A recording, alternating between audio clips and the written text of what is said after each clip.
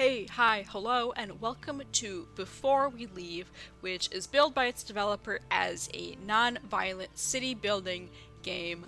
So the first thing we see here is it's a hex-based game, which is pretty fresh for this genre, so I'm excited to take a look at it, hear what you guys think, and really dive into this game and see what this brings to the city building 4X type of genre.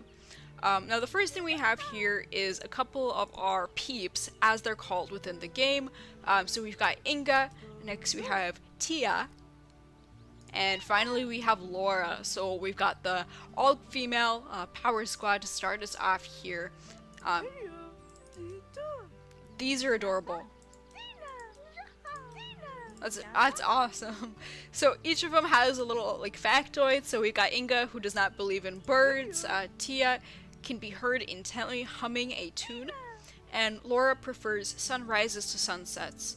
So I think that gives us a feeling for the type of relaxed, chill experience that this is. You can kind of tell by the music as well, tell by even the art style that this is such a relaxed experience. And as I've tested out the first couple hours of the game, it's a really relaxed and nice city building experience there. So, okay, I'm just putting in a couple of roads to start our town off. I think we'll do a couple just in each direction going out from our main city. And I think these roads are free for us to build. So there we go. Yeah, and let's just put in a couple more houses so that Inga, Tia, and Laura can have a couple friends join them as well.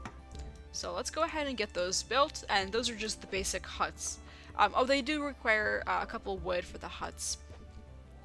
Okay, we'll also throw in a couple of potato fields so that they can have something to eat. And again, that's just a basic food generation system there. Yeah. The next building we've got is the well, which supplies water, pretty standard there. We can do a woodcutter, which will allow us to chop down trees and produce wood. So we can put that kind of near a foresty area.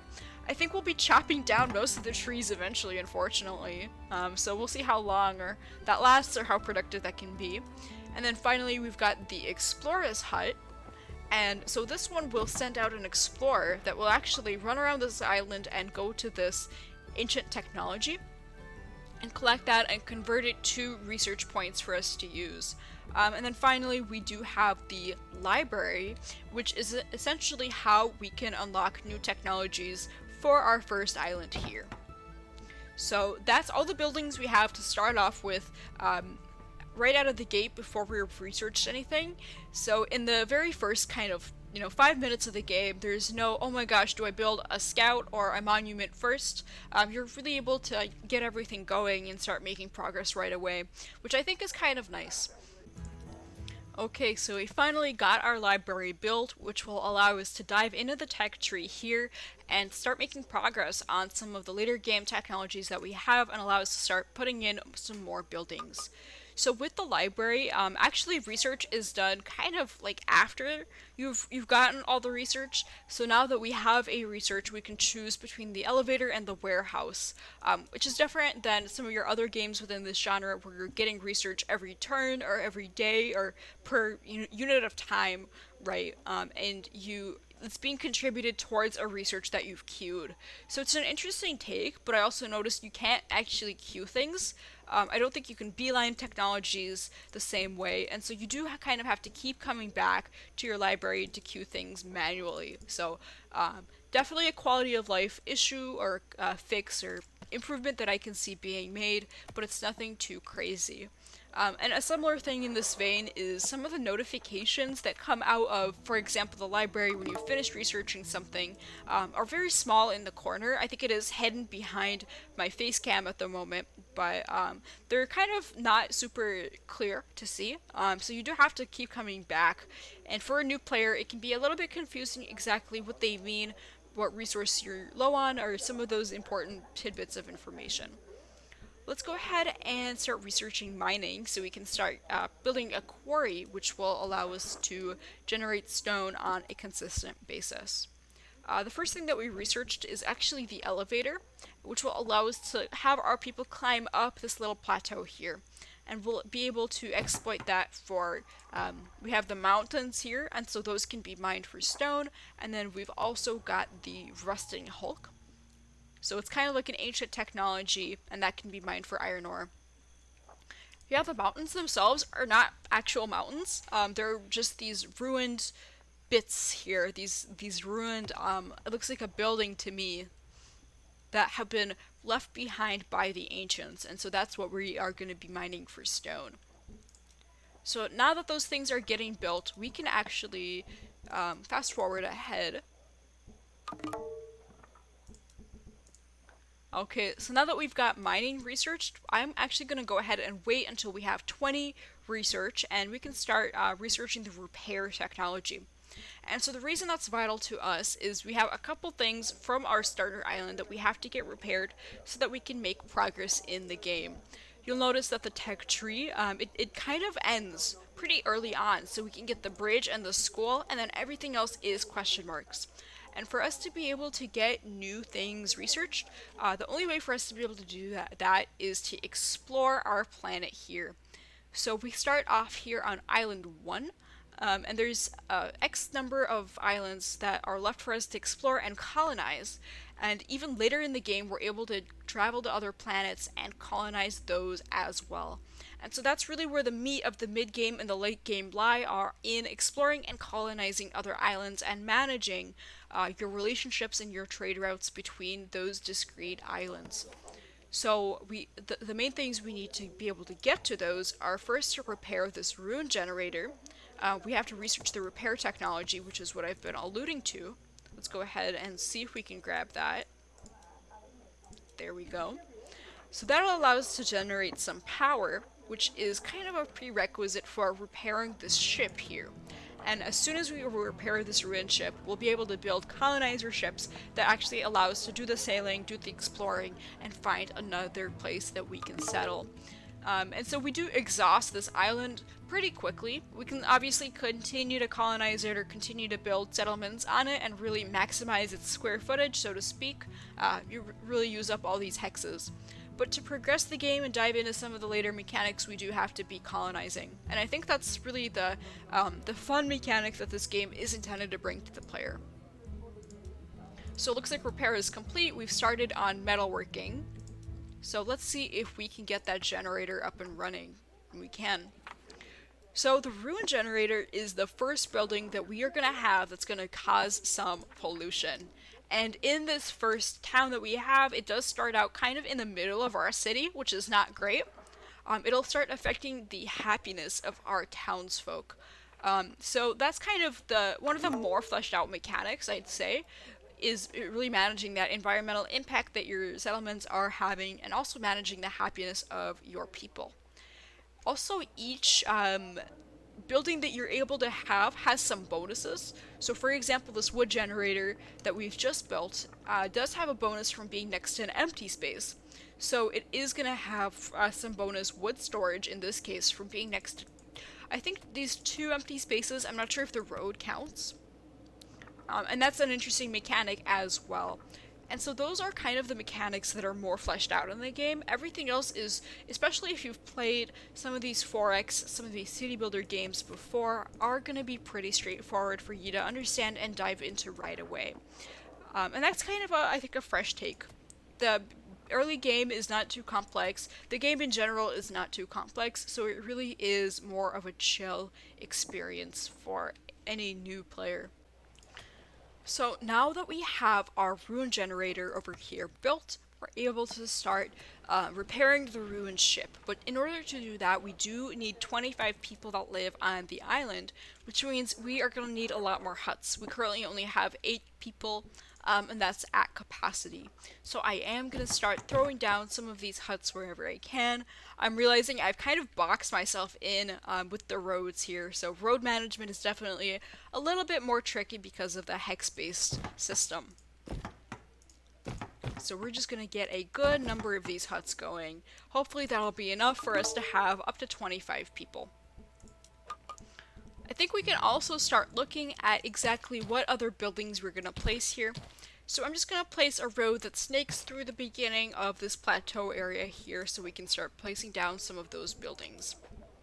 Some of the ones we now have are the quarry, which is going to mine stone from the mountains. I'll place one of those. We're going to put an iron mine, which is going to mine iron from the rusted hulk. Place one of those. I don't think we need a bridge just yet. And then we can do an iron smelter, which will turn our iron ore into iron, but it does produce quite a bit of pollution. I wonder if we can actually place it here on the plateau, away from our civilization, where it'll make people unhappy. And finally, we've got the toolsmith, which similarly does make quite a bit of pollution. So as all those things get built, we can go ahead and fast forward. We are a little bit out of resources here, but we can just put the speed on max and allow those resources to trickle in as we generate them passively.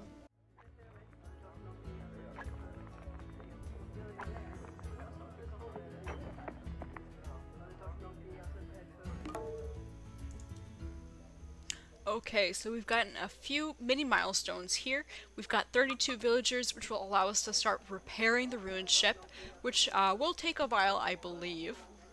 So we've researched the school, so we can start having our children go to school and become more productive citizens. We'll place that right there.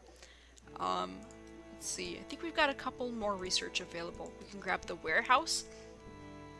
Yeah, so that'll allow us to actually store our goods for the long run here in this town.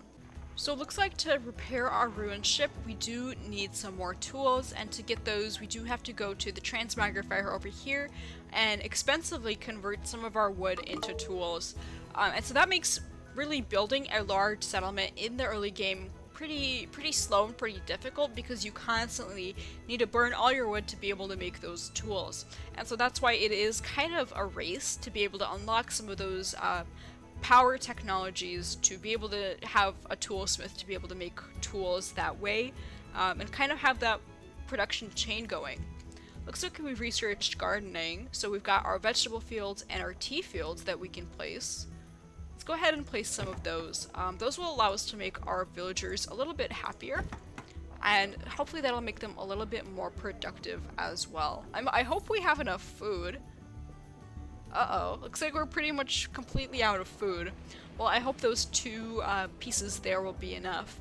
But we can actually dive in and look at our resource management anytime we want. I believe it breaks food down into the types rather than food as a general source. Looks like everything we have, or a lot of the things we have, are in the red. I really like this kind of light system here on the right as a heads-up display if things are in demand, out of demand. It's kind of nice instead of just looking at the graph or looking at these numbers, so it's nice to have that heads-up display. So we finally got our warehouse built, and I think this building actually maxes out all the buildings we're able to build before we move into the mid-game, where we are colonizing other islands. So one of the annoying things with the warehouse is you do have to enable everything that it's going to store manually, and if you get a new resource you have to enable that one manually as well.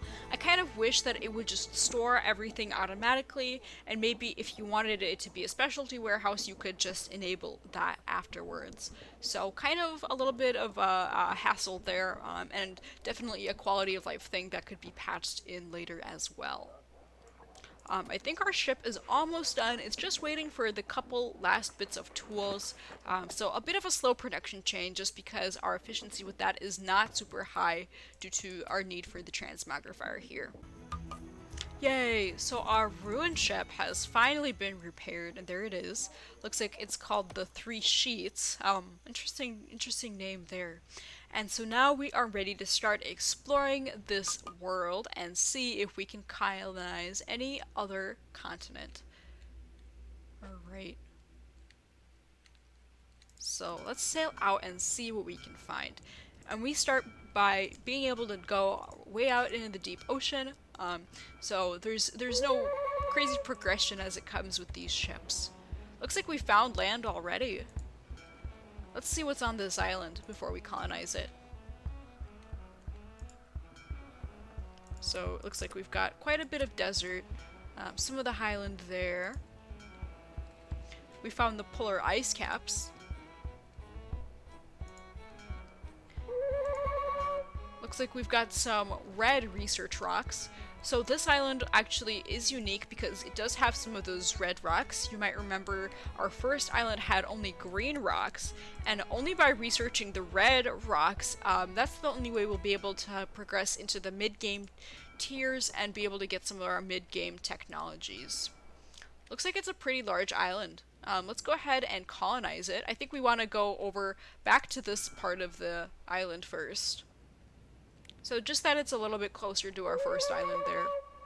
We've discovered a ruined spaceship. Wow. So this is the only way that we're going to be able to explore other planets, which is kind of more of the end game within a particular run. So it looks like it's a pretty large island. We can't even see the middle part there. I think this is pretty close to directly across from our first island, so let's go ahead and hit colonize. I actually want to put it a little bit closer to the green grass, so maybe we can move our ship there. Yeah, let's go ahead and put it. It's a very deserty continent, so I think I'll just put it here. And there we go. This is our first port, and this will allow us to put resources on our ships and start making some of those trade routes with our first island. Awesome. So we officially have entered more of the mid-game here, where we're going to be managing the relation between our first two islands. Let's put in our first little network of roads here. There we go. And then another one this way. And let's go ahead and start dropping in some huts for our first couple of people to live in.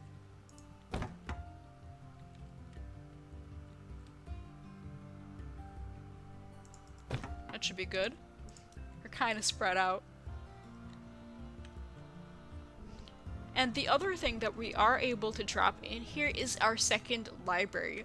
And you can have just one of these per island, so that's also another incentive to be able to colonize as many islands as you can, is that's the only way to get a lot more research going at the same time. So now that we've built our library, we can actually access the tech tree, and so this takes us through the mid-game. So it's crazy. We are going for about half an hour here live in real time, and we're already in the mid-game. We've unlocked some of those mid-game components. So as you can see, a lot of that entails shipping and really being able to manage resources between your colonies, producing power, producing glasswork, and some of those advanced tier 2 production chain materials, producing nicer clothing and houses for your people to be able to keep them happy, and as well as cleaning up any excess pollution. So those are some of the more complex mechanics that you do start to manage in the mid-game, but from what I've gotten a chance to experience, it's nothing too crazy compared to some of the mechanics in other games within this kind of civilization, kind of city building, forex genre. So it's definitely an easy game to get into, whether you're looking for your first run, if you're new to the genre, or if you just want to check out another game that's maybe in this hex-based style. So with that, I think I am gonna start ending it here. I do want to do a little tour of the colonies that we've built, so let's go ahead and put it on 1x speed here. So this island here, this is our island 1, and we've got 32 people that live here. And it's so nice being able to see them go about their daily lives. Each one of them's doing a little job. Does this guy... Why is his head just a little black ball? It looks like a little lump of coal. I guess they all kind of look like that, don't they? Alright, well they're all little lumps of coal, I guess. Little potato heads. I didn't realize their heads were so, like, low texture. It's just a little lump there. Alright, so we've got some low definition villagers there. Yeah, and so, but even though they're low definition, they're still able to enjoy their time here on the island. They're playing music, they're having a good time. They've got a little park here behind the school, so it's a good time here on the island. And like I said, it's a very relaxed and chill game. No crazy backwards progression, no barbarians to come in and steamroll you. So it's a nice and chill experience if that's what you're looking for from this genre. So yeah, we've got our first little town of 32, as well as our second colony in the desert over here. So with that, I am gonna end this episode here. Let me know what you thought of this game, and what you think about this take on the genre with the hexes, with the research tree. I think those are some really interesting components that they've thrown in. I really want to hear what you guys think, and let me know what you thought of this video as well. And I will see you next time.